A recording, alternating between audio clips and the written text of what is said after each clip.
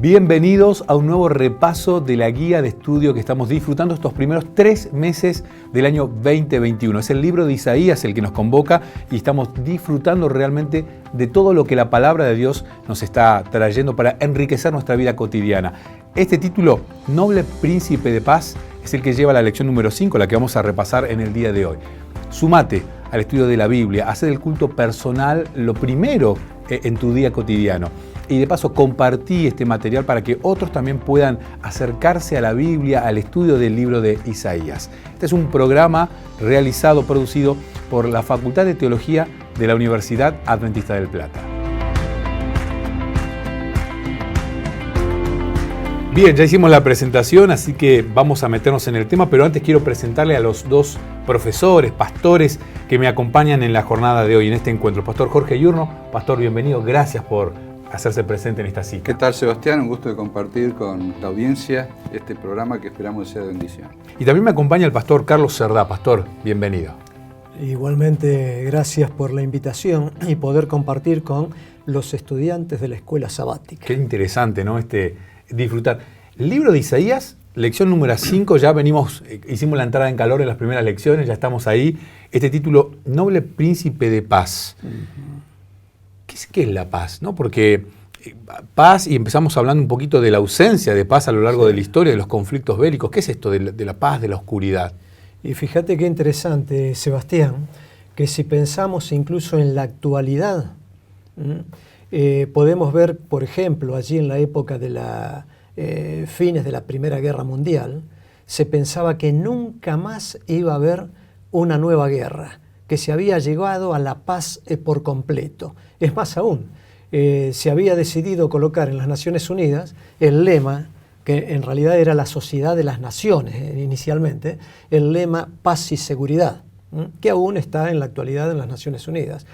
Pero no alcanzaron a ver todo lo que se estaba generando por detrás, que condujo a la peor de todas las guerras a lo largo de la historia, que es la Segunda Guerra Mundial, que empieza con el crack del 29 o del 30 y de allí a la Segunda Guerra Mundial. Pero esta realidad de las guerras es desde que el pecado entró a la humanidad. Es decir, la humanidad estuvo, una vez que entró el pecado, estuvo en constante violencia y cada vez en oscuridad más densa al respecto. Si no, podemos pensar solo en los 2 primeros hijos de Adán y Eva, ¿verdad? La violencia de uno hacia el otro, de Caín hacia Abel. Y entonces, si buscamos todo esto de las guerras a lo largo de la historia, fue un crecimiento constante hasta tal punto que, si ustedes recuerdan allí en la introducción de esta clase de escuela sabática, se menciona el caso de Oppenheimer, ¿verdad? Robert Oppenheimer, que fue precisamente el que... la bomba atómica. Exactamente, el que supervisó la creación de la bomba atómica. O también se menciona un caso muy particular, y es aquel autor del premio Nobel. Nobel, de apellido Nobel. Nobel de apellido, no recuerdo ahora el nombre de él, pero lo interesante es que... Alfred Nobel. Alfred Nobel. Y lo interesante es que él fue el creador de la dinamita. Exactamente. Entonces, indiscutiblemente, esto nos muestra que en el ser humano, pecador como lo somos, hay siempre una doble realidad en nuestra vida desde el momento en que entró el pecado, y que el apóstol Pablo lo hace muy claro, ¿no es cierto? Cuando dice, el bien que quiero no hago, y el mal que no quiero, eso hago. Y allí, en un caso como Alfred Nobel, un caso como Robert Oppenheimer, que no sabía cómo justificar delante de una comisión de las Naciones, del Congreso de Estados Unidos, no sabía cómo justificar esto, para qué era la creación de la bomba atómica. Y allí susurró, y para la paz, ¿no? O sea que vemos que se pretende, en el limitado concepto del ser humano, se pretende alcanzar la paz con la violencia, ¿no? Quizás agregando lo que él señalaba, es paradójico hacer una bomba para tener paz, ¿no es cierto? Pero también me parece paradójica la expresión príncipe de paz, porque normalmente lo que nos viene a nosotros a la mente cuando hablamos de un príncipe, alguien arriba de un caballo con una espada, pero este es príncipe de paz. Y por otro lado, en el contexto que está Isaías 9, el pueblo de Israel, particularmente la parte norte de Israel, venía de un momento donde habían caído en idolatría, inclusive habían caído en espiritismo, o sea, mucha oscuridad, mucha tiniebla espiritual, y ahí aparece la luz. Ese pueblo del norte que sufrió los ataques del ejército asirio, que fue llevado al exilio, ahí en esa zona que habían sido los primeros en sufrir la toma progresiva de Israel, ahí iba a aparecer la luz. Y aquí me trae en reflexión que cuando parece que todo se termina, cuando no hay más esperanza, cuando la noche es más oscura, ahí aparece la intervención divina en forma señalada a favor de su pueblo. Es interesante, ¿no? Porque en el capítulo 7 y el capítulo 8, que hablamos precisamente de esta cuestión de Judá siendo invadida, siendo amenazada por otros territorios, por los vecinos en realidad, haciendo un pacto con un rey y despreciando el consejo del profeta Isaías, se empieza a oscurecer todo, ¿no? Y es casualidad, ¿no?, que se menciona la región de Galilea como la primera en que va a tener luz o la primera que va a recibir esta luz. Bueno, en realidad Jesús nace en Belén, pero el lugar donde él desarrolla su ministerio es Galilea. Y algunos eruditos creen que si él hubiera desarrollado todo su ministerio en Galilea, nunca lo hubieran crucificado. A él lo crucifican en Jerusalén, donde era muy resistido. Pero no en Galilea, él era amado en Galilea. Y ahí es donde surge la luz. Y bueno, esta parte de Isaías, como otras, tiene un fuerte contenido mesiánico y un fuerte contenido de esperanza en la salvación. Aunque hay un aspecto también muy interesante al respecto del por qué es en Galilea. Y tiene que ver precisamente que no se olviden que ya estaba dividido el reino de Israel. Estaba Israel y estaba Judá. Y los reyes de esa época, por un lado estaba Acaz, que era totalmente corrupto.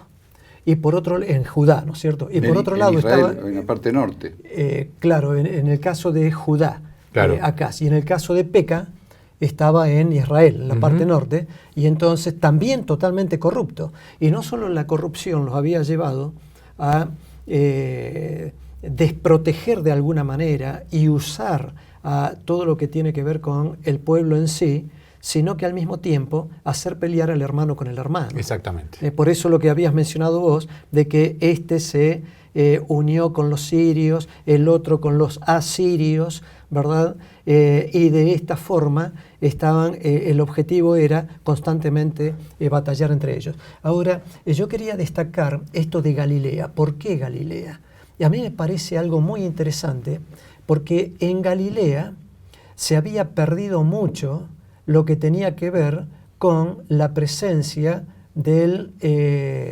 digamos, de los integrantes de las tribus. Estamos hablando especialmente de la tribu de Zabulón y la tribu de Neftalí. ¿No es cierto? Se había perdido mucho y habían intervenido toda la cultura pagana y habían muchos de otras naciones allí en Galilea. Estaban los gentiles, la Galilea de los gentiles, ¿verdad? Entonces esto es muy interesante tenerlo presente, porque cuando Cristo viene, esto se destaca allí en Mateo capítulo 4, versículo 12 en adelante, en donde Mateo interpreta a Isaías, y de esta manera es fantástico lo que dice Mateo, interpretando a Isaías y destacando que en Cristo se cumple lo que el profeta Isaías había dicho. Y entonces, ¿por qué Galilea?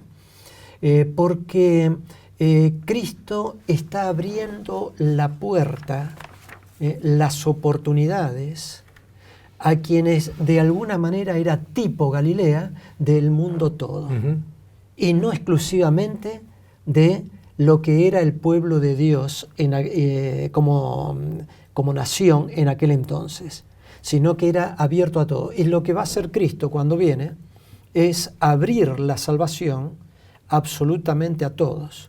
Y de ahí en adelante crear un nuevo pueblo integrado por quien quiera ser parte de ese pueblo, ¿no es cierto? Esta semana teníamos un texto clave que es el versículo 6 del capítulo 9, que es el que nos convoca esta semana, ¿no? Isaías 9:6 dice: porque un niño nos ha nacido, hijo nos ha sido dado, y el principado sobre su hombro. Se llamará su nombre Admirable, Consejero, Dios Fuerte, Padre Eterno, Príncipe de Paz. Es el tercer nacimiento que aparece en el libro, porque aparece Emanuel, aparece al principio, aparece el segundo, que es un nombre un tanto más complicado, difícil para nombrarlo, pero es Maher Salah Ashbaz. Y ese es el tercer nacimiento. Hay un detalle muy interesante, no sé si ustedes han notado, que cuando la Biblia relata el nacimiento de alguien es porque viene esperanza. Ustedes nunca van a encontrar el nacimiento de Pilato, de Herodes, de Judas, pero ¿de quiénes se iban a encontrar? De Moisés, de Sansón, de Juan el Bautista, de Jesús. Porque siempre que nace alguien, se relata el nacimiento de alguien, hay una esperanza, viene un Salvador, viene alguien que va a intervenir a favor del pueblo. Así que el hecho de que se haga referencia al nacimiento de Jesús en Isaías es muy importante porque está anticipando que viene un Salvador, en realidad el Salvador, ¿no?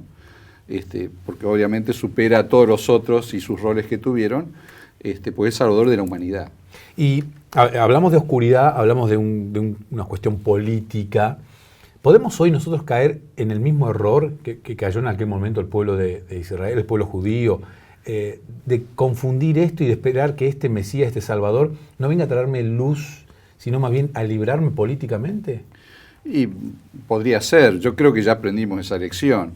De todas maneras, creo que hay sí una situación que podría repetirse, y de hecho creo que se repite, porque buena parte de lo que sufrió el pueblo de Israel, de estas invasiones, tanto por parte de los asirios como de los babilonios un poco más tarde, tiene que ver con el orgullo que tenía el pueblo, esa soberbia, como que ellos eran la nación, que ellos eran los elegidos, que estaban por encima del resto.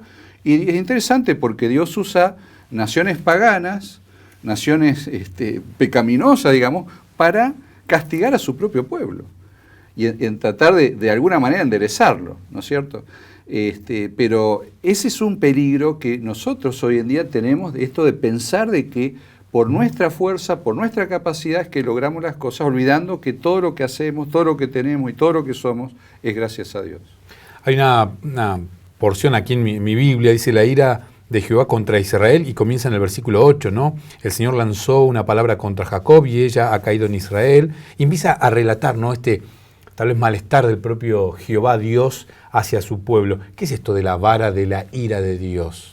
Sí, hay algo interesante, que el problema que genera la vara de la ira de Dios, que Dios aplique esta vara, está en el versículo 9, cuando destaca que con soberbia y con altivez de corazón. Ese es el problema más delicado, digamos, cuando el pueblo cae en la oscuridad, y en una oscuridad muy densa, es precisamente la soberbia y la altivez de corazón.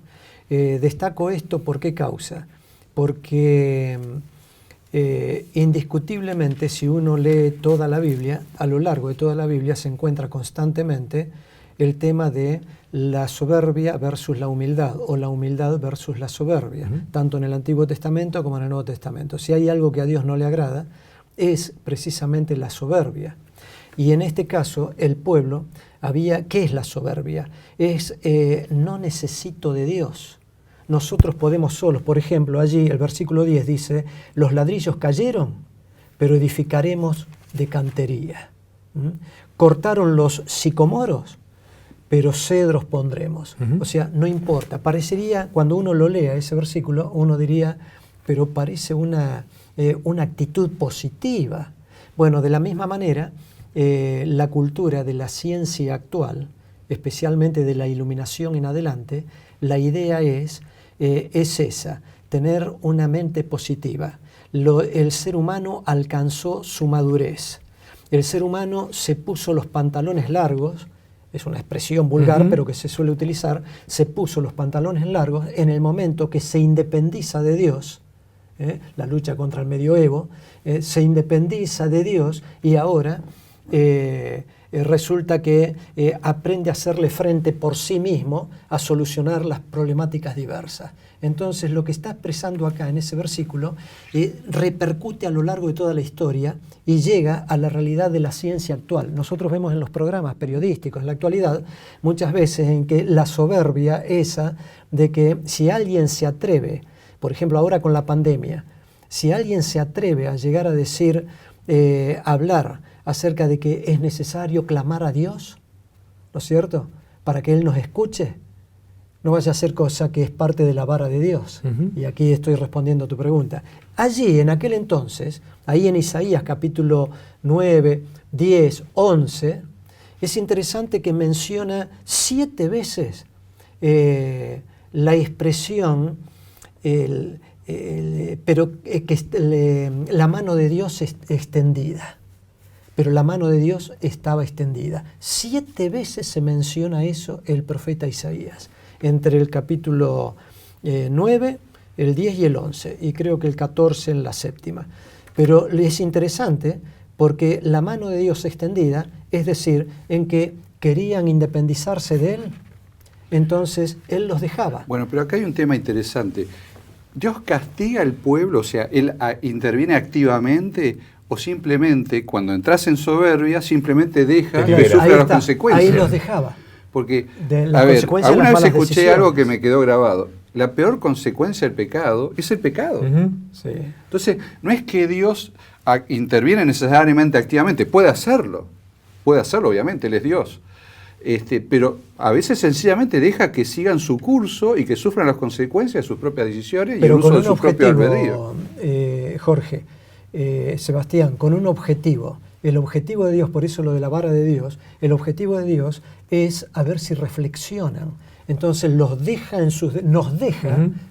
en aquel entonces en sus propias decisiones para que vean las consecuencias que traen sus propias decisiones, y las consecuencias eran en que sufrían finalmente la invasión de uno y de otro. Es muy sencillo, si no hay consecuencias, va a haber mayor cantidad de pecado. Exacto. ¿No es cierto? Entonces, cuando hay consecuencias, yo aprendo, porque me doy cuenta de que estoy haciendo algo incorrecto y estoy sufriendo por eso, y eso me lleva justamente a un encuentro con Dios y en una búsqueda. Pero fíjate de todos modos, discúlpame Sebastián, el versículo 13... Está apasionante esto, ¿eh? Sí, porque el versículo 13, ante lo que vos terminás de mencionar, mirá lo que dice: mas el pueblo no se convirtió al que lo hería, ni buscaron a Jehová de los ejércitos. O sea que Dios los dejaba, sufrían las consecuencias, se hundían en más densa oscuridad. ¿Y cuál era la mayor de las, digamos, de la oscuridad allí? Y bueno, la realidad está en que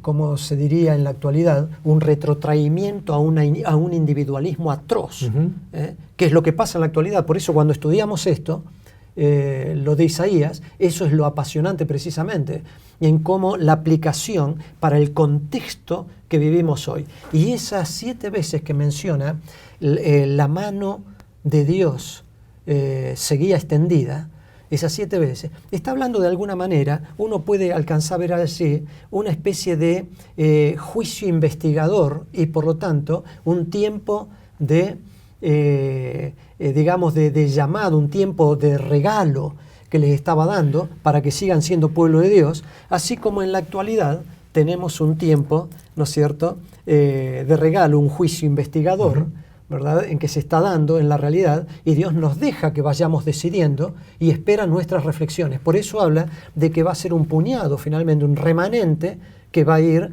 reflexionando y haciendo el insight o dándose cuenta, como el hijo pródigo, ¿verdad?, y decir, no, ¿qué estoy haciendo? Tremendos errores. Bueno, que estoy pero en ese cometiendo. caso de hijo pródigo, como en otros, en el caso también del pueblo de Israel, Dios permite pruebas progresivas, interesante, Claro, como para darte la oportunidad de reaccionar, y eso nos pasa a nosotros también hoy en día. No es que caigamos de un día para el otro, claro, en un pozo es un profundo, proceso. sino que es un proceso como Sí. que Dios te va llamando y te dando oportunidades. Y pienso en un caso típico, por ejemplo, el faraón, cuando sufre todo el proceso de las plagas. ¿Por qué no metió primero Dios de entrada la plaga de los primogénitos? Si esa fue la que lo llevó a la reflexión. Dios le dio oportunidad en todo el proceso, pero al final fue la última en la que le cayó la ficha, como decimos, al faraón. Y ¿no es ese como habíamos dicho hoy, retrotraimiento individualista, fíjense que es todo un proceso, como vos mencionás, que lo llevó finalmente a pelear entre hermanos. Es decir, ese retrotraimiento los va llevando a ese independizarse de Dios e independizarse del prójimo. Sí. Y cuando se independiza del prójimo, ahora de mi más próximo, es decir, de la familia. Sí. Entonces, Efraín contra Manasés, estos contra Judá, y Es que ahí al se final produce entre la algo misma interesante. familia. Cuando nosotros perdemos de vista a Dios como Padre, Sí. dejamos de vernos entre nosotros como hermanos. Total. Entonces, Exacto. ¿qué pasaría si toda la Ahí humanidad está. se reconociera a Dios como Padre? ¿Cómo sería nuestra relación? Es que ahí estamos hablando de la más densa oscuridad, ¿no? Sí. Con la que comenzamos, ¿no? Este momento de oscuridad que se plantea acá en el libro de Isaías, se plantea hoy, en nuestra actualidad, año 2021. Estamos viendo este momento de oscuridad. El capítulo 11 habla de este Mesías, ¿no? Estamos hablando claramente de Cristo, ¿verdad? Y mi pregunta es, ¿a qué vino Cristo? Bueno, a mí me resultó revelador entender que la principal razón de la venida de Cristo fue vindicar el carácter del Padre, Claro. que había sido cuestionado por Satanás desde el origen del pecado, ¿no es cierto?, allá en el cielo, como que era un Dios injusto, un Dios que requería cosas imposibles de lograr, ¿no es cierto? Entonces, la principal razón por la que Cristo vino es vindicar al Padre. Y en consecuencia le sigue la segunda gran razón, que es salvarnos. Pero si no tenemos un Padre vindicado, un Padre que es percibido como justo, difícilmente se pueda construir la salvación. Entonces hay que entender eso. Pero en ambas situaciones el amor de Dios está pendiente de nosotros, pero siguiendo un proceso y poniendo en primer lugar lo que va primero. Si Cristo venía solo a salvarnos, podía seguir la discusión. Exacto, y ponía en peligro nuestra salvación. Entonces, Bueno, pero por eso Juan 3:16, ¿verdad? Porque si Cristo hubiera venido solo para reivindicar al Padre, cualquiera podría pensar directamente en que, bueno, digamos entonces en que somos una especie de conejillos de India, en el sentido de que somos utilizados por Cristo, salvándonos para que el carácter del Padre pueda ser reivindicado. Sería como una lógica muy triste pensar así. Pero Juan 3:16 revela al Padre. Dice, porque de tal manera amó Dios, el Padre, al mundo, que ha dado a su Hijo unigénito. Entonces, Y da la libertad. el Padre no lo hace para reivindicarse a sí mismo, Ujú. lo hace porque nos ama. No, y nos da la libertad de tomar esa opción. Exacto. claro. Exacto, Yo digo, claro. ya aclaré que nos ama, Sí. pero lo primero es la vindicación. Sí, sí, O sin sea, ninguna duda. porque dentro del plan de salvación no se podría gestar esa salvación si no hubiera una vindicación. Y es lo que dice un poco esta cita que aparece en el día martes. Estoy volviendo un poquito para atrás. Al final, si ustedes Ujú. leen, Sí, sí. justamente se resalta ese aspecto. Digo, Sí. para los que están en la clase, no leer la cita, pero ustedes tienen la referencia ahí, se resalta ese aspecto que me parece que es muy importante. Ahí, perdón. No, tenía la cita acá donde Sí, dice, dale. de mensaje selecto, ¿no? La cita de Elena de White, donde dice, esta fue la acusación de Satanás contra Dios en el cielo, y después de que el maligno fuera expulsado del cielo, él continuamente acusó al Señor de imponer un servicio exigente que él mismo no estaba dispuesto a prestar. Cristo vino al mundo para hacer frente a esas falsas acusaciones y revelar al Padre. Claro, exacto. El versículo 2 del capítulo 11 de Isaías es interesante porque allí se encuentra la plenitud del Espíritu Santo, Ujú. que le es dada al Hijo. Ahí dice, y reposará sobre él el Espíritu de Jehová, primera, Espíritu de sabiduría, segunda, de inteligencia, tercera, Espíritu de consejo, cuarta, y de poder, 5, Espíritu de conocimiento, 6, y de temor de Jehová. Es interesante. Entonces hay algunos eruditos que encuentran allí la manifestación de la plenitud. El número 7, ustedes saben que quiere expresar eso. Entonces la manifestación de la plenitud de la divinidad y de la presencia de la divinidad en el Señor Jesucristo, ¿no? Nos hemos quedado sin tiempo, un segundito más. No, yo lo que quería resaltar con respecto al rol de Cristo, Él viene en esta segunda oportunidad para establecer un reino trascendente. Él es rey. La pregunta es, ¿el reino de Dios ya está en la tierra o es algo que está por venir? Cuando imaginamos la segunda venida, ¿es a partir de ahí que arranca el reino de Dios o ya está ahora en la tierra? Y la cuestión es que nosotros ya el reino de Dios está en la tierra.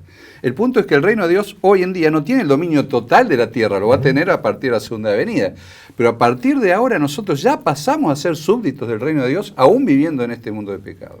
Interesante todos los conceptos que trae el libro de Isaías, que nos sirven para hoy, para nuestro día a día, y que nos acercan mucho más a entender y comprender este amor de Dios que siempre ha estado hacia sus hijos. Pastores, muchas gracias. Un privilegio haber compartido con ustedes. Quedamos con ganas de decir Sebastián. más cosas. Exactamente. La próxima semana tenemos otro encuentro para seguir disfrutando del libro de Isaías. A todos ustedes, muchas gracias.